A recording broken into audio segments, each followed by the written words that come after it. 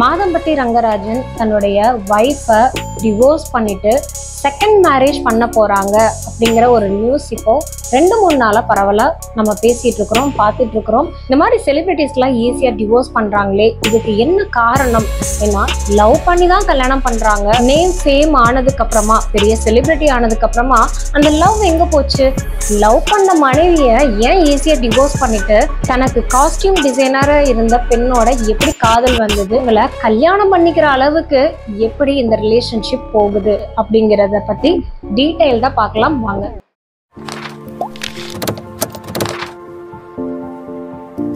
Side கேப்ல psychology கத்துக்கலாமா?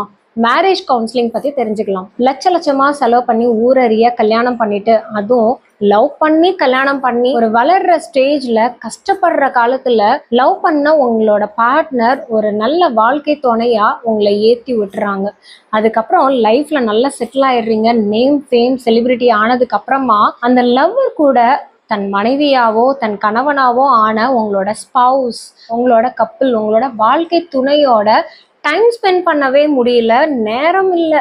So இந்த மாதிரி நேரம் இல்லை, எனக்கு வந்துட்டு அவங்க கூட ஈகோயிஸ்டிக் ஆகுது, எதுக்கு எடுத்தாலும் சண்டை வந்துக்கிட்டே இருக்குது, முன்னாடி இருந்த காதல் இப்போ குறைஞ்சிருச்சு அப்படின்னு சொல்லி தான் நிறைய செலிபிரிட்டிஸ் முன்னாடி லவ் பண்ணி கல்யாணம் பண்ணவங்க கூட ஈஸியாக இப்போ டிவோர்ஸ் கொடுத்துட்டு இருக்காங்க. சரி, செகண்ட் மேரேஜோட சைக்காலஜி பற்றி தெரிஞ்சுக்கலாமா? செகண்ட் மேரேஜ் அப்படிங்கிறது ஃபர்ஸ்ட் ஸ்பவுஸ் கிட்ட இருந்து ஒரு எஸ்கேபிசமாக அவங்க யூஸ் பண்ணிக்கிறாங்க. இப்போ பார்த்தாலும் வீட்டில் சண்டையாக இருக்குது, ஒரு ஈகோயிஸ்டிக்காக இருக்குது, குடும்பம் நடத்துறதே ரொம்ப கஷ்டமாக இருக்குது, என்னோட வளர்ச்சியில் சந்தேகப்பட்டுட்டே இருக்கிறாங்க, இவங்க கிட்ட இருந்து ஒரு விடுதலை வேணும், ஒரு எஸ்கேபிசம் அப்படிங்கிறதுனால அவங்க வந்து செகண்ட் மேரேஜ்குள்ளே போயிட்டா ஒரு பெர்மனண்ட்டாக ஒரு சொல்யூஷன் கிடைக்கும் அப்படின்னு சொல்லி ஸ்விட்ச் பண்ணிக்கிறாங்க. அண்ட் செகண்ட் வந்து பாருங்களேன், இமோஷனல் சப்போர்ட். அதாவது என்னுடைய ஸ்பவுஸ் அப்படின்னு ஆனதுக்கு அப்புறமா முன்னாடி இருந்த இண்டிவிஜுவாலிட்டியை தொலைச்சிடுறாங்க. அதாவது ஒரு ஸ்பவுஸ் கணவன் மனைவின்னு ஆனதுக்கு அப்புறமா அவங்க முன்னாடி இருந்த ஒரு சுதந்திரம், ஒரு லிபர்ட்டி, இல்லை ஒரு தனித்துவம், அவங்களுக்குன்னு ஒரு ஐடென்டிட்டின்னு ஒன்று இருக்கும் தெரியுமா? உனக்காக மாற்றிக்கிறேன், உனக்காக இதை விட்டு கொடுக்குறேன், உனக்காக என்னோட லைஃபையே மிஸ் பண்ணுறேன் அப்படின்னு சொல்லி எல்லாத்தையும் உனக்காக உனக்காக உனக்காகன்னு சொல்லியே கடைசியில் உனக்காக இந்த வாழ்க்கையவே நான் டிவோர்ஸ் பண்ணிடுறேன்ற மாதிரி தான் நிறைய பேரோட வாழ்க்கை இப்போ நடந்துட்டு இருக்குதுங்க.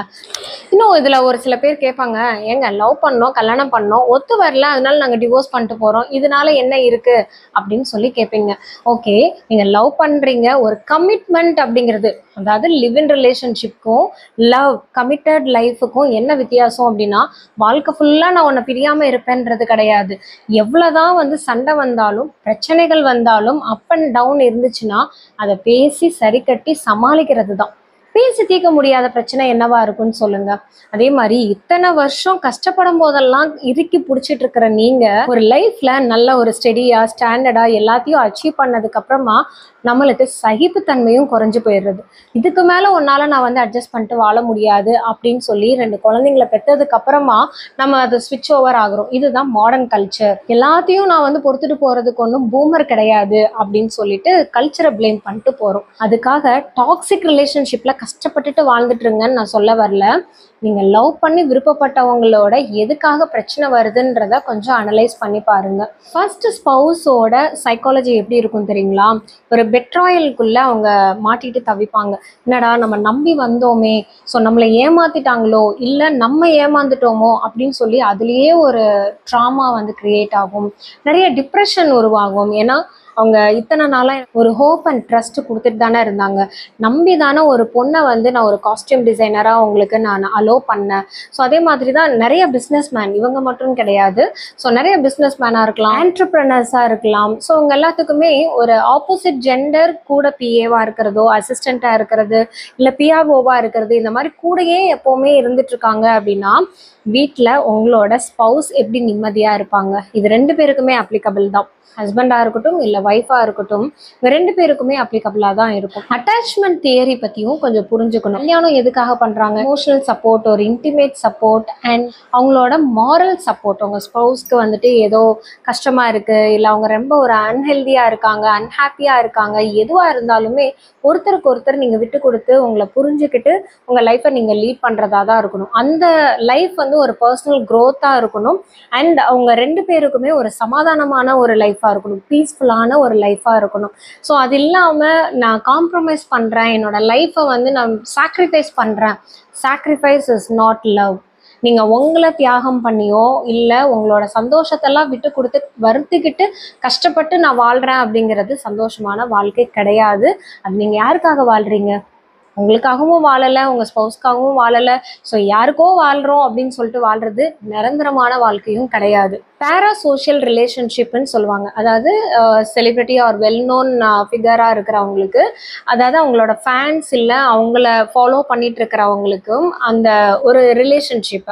அதாவது இந்த ஃபேன்ஸ் எல்லாம் எப்படி தெரியுங்களா, டெய்லியுமே இந்த செலிப்ரிட்டிஸை ஒரு வெல் நோன் ஃபிகராக அவங்க வந்து சோஷியல் மீடியாவில் பார்க்குறாங்க அப்படின்னா அவங்க கூடயே என்னமோ 10 வருஷம் 15 வருஷம் பழகுன மாதிரி, அவங்க ரொம்ப தெரிஞ்சவங்க மாதிரி அவங்க நினச்சிப்பாங்க ஃபேன்ஸ் எல்லாமே. ஸோ அதனால அதிகமான ஒரு அக்கறை, அதிகமான ஒரு கைடன்ஸ், அவங்க வந்து என்னன்னா ஒன் சைடட் அஃபெக்ஷன் கூட நம்ம சொல்லலாம். அதாவது ஃபேன்ஸ் என்ன அப்படின்னா ஒரு செலிபிரிட்டி மேலே இருக்கிற ஒரு அன்பு, அளவுக்கு அதிகமான ஒரு அன்பு.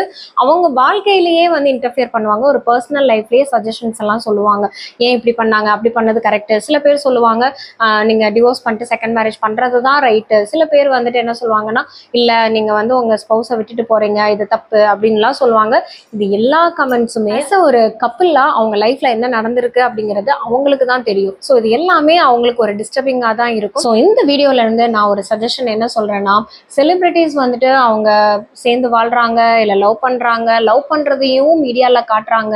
என்னோட லைஃபே இவங்க தான், நாங்கள் கல்யாணம் பண்ணிக்க போறோம் அப்படிலாம் ரொம்ப ஒரு இன்ட்ரெஸ்டிங்கா ஹார்ட் டச்சிங்கா, அதுக்கப்புறம் குழந்தை பிறக்கிற வீடியோஸ் எல்லாம் கூட அவங்க போஸ்ட் பண்றாங்க. ஈவன் அவங்க கன்சீவா இருக்கிறது. ரீசெண்டாக இப்போ ஒரு கப்பிள், நான் யாரை சொல்றேன்னு உங்களுக்கு தெரியும்.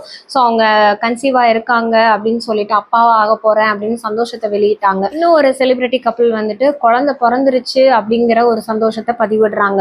இது எல்லாமே சந்தோஷத்தை அவங்க பதிவிடுறாங்க ஒரு பக்கம். அண்ட் ஃபியூ இயர்ஸ் கழிச்சு ஏதோ ஒரு பிரச்சனைனால நாங்கள் டிவோர்ஸ் ஆகிறோன்றதையும் பதிவிடுறாங்க. ப்ரைவசியான வாழ்க்கையை கூட சோஷியல் மீடியாவில் எல்லாத்தையுமே பதிவு பண்ணுறாங்க. அண்ட் அதுக்கான குட் கமெண்ட்ஸ் அண்ட் பேட் கமெண்ட்ஸையும் அவங்க வாங்கிக்கிறாங்க.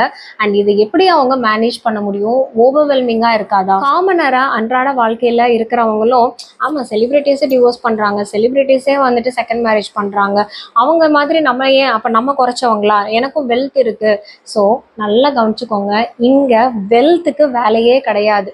உங்கள் மனசுக்கு தான் இங்கே வந்துட்டு அதிகமான இம்பார்ட்டன்ஸ் கொடுக்கணுமே தவிர, எனக்கு காசு இருக்குது, எனக்கு எலிஜிபிளாக இருக்கேன், நான் கேப்பபிளாக இருக்கேன், நான் இன்னும் 3 கல்யாணம் கூட பண்ணிக்குவேன் அப்படின்னு சொல்கிறது வந்து நீங்கள் மற்றவங்கள ஹர்ட் பண்ணலை, உங்களை நீங்களே தான் ஹர்ட் பண்ணிட்டு இருக்கீங்க. கல்யாணம் மேரேஜ் அப்படிங்கிறது சும்மா ஒன்றும் சொல்லி வைக்கலங்க, 1000 வருஷம் பந்தோம் அப்படின்னு சொல்லிட்டு. ஸோ 1000 வருஷம் நம்ம வாழ போறது இல்லை. ப்ராக்டிக்கலாக நம்ம வந்துட்டு யோசிச்சு பார்த்தோம் அப்படின்னா நம்மளுக்குன்னு ஒருத்தர் இருக்காங்க. ஸோ அவங்க கிட்ட நம்ம எல்லாத்தையும் ஷேர் பண்ணிக்கலாம், நம்ம லைஃப் லாங் கூட வருவாங்கன்னு ஒரு ரிலாக்ஸேஷன். உங்களோட வாழ்க்கை துணைன்னு ஒருத்தர் இருக்காங்க அப்படின்னு இருக்கும்போது உங்களுக்கு பாதி பாரம், எனக்குன்னு ஒருத்தர் இருக்காங்க, எனக்குன்னு ஒன்று சந்தோஷத்தை பகிர்ந்துக்கிறதுக்கும் என் துக்கத்தை வந்துட்டு எனக்கு ஆறுதல் சொல்றதுக்கும் எனக்கு ஒருத்தர் இருக்காங்கன்றது தான் வாழ்க்கை துணையை தவிர நம்ம இஷ்டத்துக்கு மாத்திக்கிறதுக்கோ, எனக்கு பிடிச்சா என் கூட வாழு, இல்லை அப்படின்னா வேற ஆளை நான் ரீப்ளேஸ் பண்ணிக்குவேன்னு மிரட்டுறதுக்கோ இல்லை. So think about your relationship health and take care of your mental health. நன்றி, வணக்கம்.